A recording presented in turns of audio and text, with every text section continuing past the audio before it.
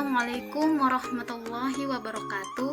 Perkenalkan, nama saya Darmawati DS Batalipu dari IAIN Sultan Amai Gorontalo, Program Studi Pendidikan Agama Islam. Baiklah, saya akan membacakan artikel yang pertama, pengertian filsafat, ciri-ciri filsafat, metode filsafat yang ditulis oleh Gamal Tabroni. Yang kedua, filsafat manusia yang ditulis oleh Nopi Fajar Prasetyo. Filsafat merupakan studi tentang hakikat, realitas, dan keberadaan, soal apa yang mungkin diketahui, serta perilaku yang benar dan salah. Filsafat secara etimologi berasal dari bahasa Yunani philosophia, yang merupakan penggabungan dua kata yakni philos yang berarti cinta, mencintai, serta kata sophia yang berarti kebijaksanaan atau hikmat. Filsafat secara bahasa memiliki arti cinta akan kebijaksanaan. Cinta artinya hasrat yang besar atau berkobar-kobar. Kebijaksanaan artinya kebenaran sejati atau kebenaran yang sesungguhnya.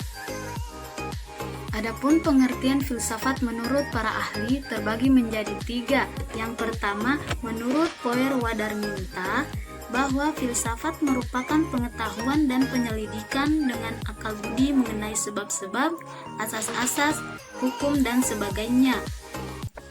Dan yang kedua, menurut Bertrand Russell, bahwa filsafat adalah tidak lebih dari suatu usaha untuk menjawab pertanyaan-pertanyaan terakhir, tidak secara dangkal atau dogmatis seperti yang kita lakukan dalam kehidupan sehari-hari dan bahkan dalam ilmu pengetahuan. Akan tetapi, secara kritis dalam arti kata, segala sesuatunya dalam diselidiki, problema-problema apa yang dapat ditimbulkan oleh pertanyaan-pertanyaan yang demikian itu. Dan setelah kita menjadi sadar dari segala kekaburan dan kebingungan yang menjadi dasar bagi pengertian kita sehari-hari. Yang ketiga, Immanuel Kant, bahwa filsafat adalah sebagai ilmu pengetahuan yang menjadi pokok pangkal dan puncak segala pengetahuan yang tercakup di dalamnya empat persoalan itu, yaitu yang pertama, apa yang dapat kita ketahui, metafisika, dan yang kedua, apa yang harus kita lakukan, etika, yang ketiga, sampai di manakah harapan kita, agama, dan yang keempat, apa hakikat manusia, antropologi. Adapun ciri-ciri filsafat, menurut Nur Afadli Lubis, filsafat memiliki tiga ciri utama, yaitu yang pertama, universal atau menyeluruh, yang pemikiran yang luas dan tidak aspek tertentu saja. Dan yang kedua, radikal atau mendasar, yaitu pemikiran yang dalam sampai kepada hasil fundamental dan esensial. Dan yang ketiga, sistematis, yaitu mengikuti pola dan metode berpikir yang nuntut dan logis meskipun spekulatif.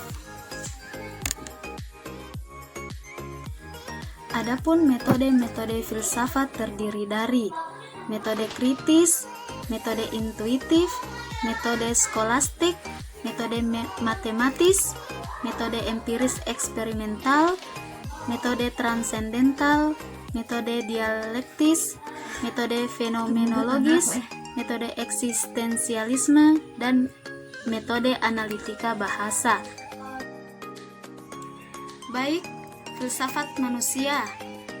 Filsafat manusia adalah cabang ilmu filsafat yang membahas mengenai makna menjadi manusia. Filsafat manusia menjadikan manusia sebagai objek studinya. Dalam cabang ilmu filsafat ini, manusia akan mengajukan pertanyaan mengenal diri mereka sebagai manusia. Kefilsafatan tentang manusia. Manusia adalah makhluk yang bertanya.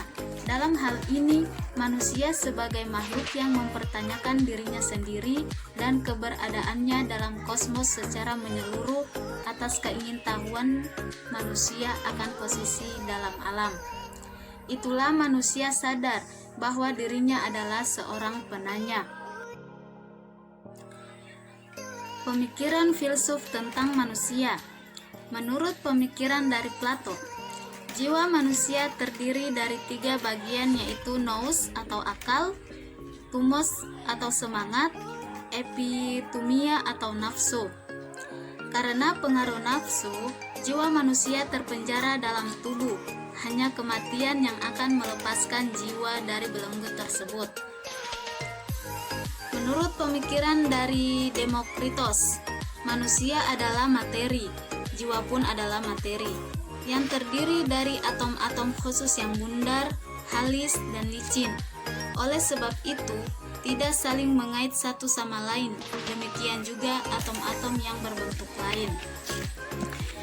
Menurut pemikiran dari Thomas Hobbes, manusia tidak lebih pada suatu bagian alam bendawi yang mengelilinginya.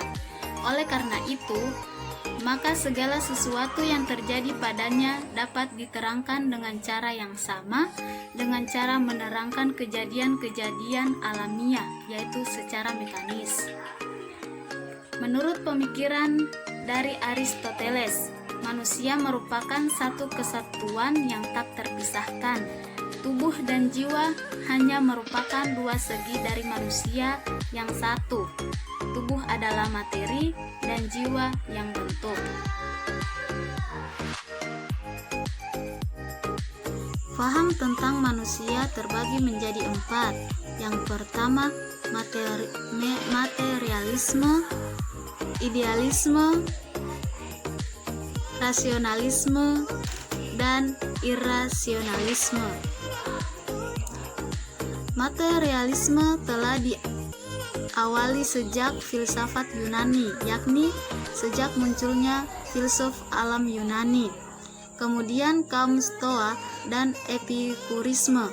Paham ini mulai memuncak pada abad ke-19 di Eropa. Materialisme ekstrim memandang bahwa manusia adalah terdiri dari materi belaka. Idealisme. Idealisme adalah kebalikan dari materialisme atau pandangan materialisme didasarkan atas material. Jadi, yang berubah-ubah dan tidak kekal. Yang hilang sesudah hidup ini hilang. Maka aliran yang disebut idealisme ini dalam pandangannya terhadap manusia memangkalkannya pada yang umum, yang tidak berubah-ubah, abadi, yang masih terus ada sesudah hidup ini habis. Dalam pandangan ini, semuanya membedakan manusia dari binatang. Bukanlah manusia itu material belaka, tetapi adalah bahagiannya yang lain, yang bukan material dan bersifat lain dari yang material itu. Dalam idealisme terdapat beberapa corak, yaitu idealisme etis, idealisme estetik, dan idealisme Hegel. Rasionalisme. Pandangan rasionalisme dipelajari oleh René Descartes. Ia menyatakan dengan tegas bahwa manusia itu terdiri dari jasmaninya dengan keluasannya atau ekstensio, serta budi dengan kesadarannya. Kesadaran ini rohani dan yang bertindak itu adalah budi, seperti pengetahuan dan pengenalan. Pengetahuan yang benar itu datangnya dari kesadaran. Hubungan antara jiwa dan badan adalah sejajar, tapi bukanlah merupakan sebuah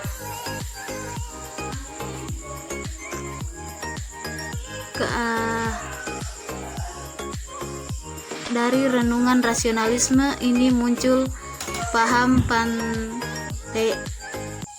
yaitu Spinoza. Irrasionalisme. Kalau rasionalisme adalah sebuah pandangan berdasarkan atas rasio atau sekurang-kurangnya amat mementingkan arti rasio dalam kemanusiaan. Irrasionalisme belum tentu mengingkari rasio atau mengabaikan adanya rasio itu serta artinya bagi manusia. Yang dimaksud dengan pandangan manusia yang irrasionalisme ialah pandangannya terbagi menjadi 3. Yang pertama, yang mengingkari adanya rasio. Yang kedua, yang kurangnya menggunakan rasio walaupun tidak mengingkarinya. Yang ketiga, pandangan yang mencoba mendekati manusia dari pihak lain. Jadi, penggolongan filsafat manusia dalam rasionalisme, irrasionalisme bukanlah penggolongan yang lain sekali dari penggolongan idealisme, materialisme. Pandangan ini hanyalah pandangan dari sudut lain. Dengan demikian, semua aliran materialisme harus dimasukkan ke dalam irrasionalisme. Hal ini dapat dibuktikan dalam gagasan-gagasannya menjadi manusia. Itulah materi yang dapat saya sampaikan. Kurang dan lebihnya saya mohon maaf. Saya akhiri, wabillahi taufiq wal hidayah. Wassalamualaikum warahmatullahi wabarakatuh.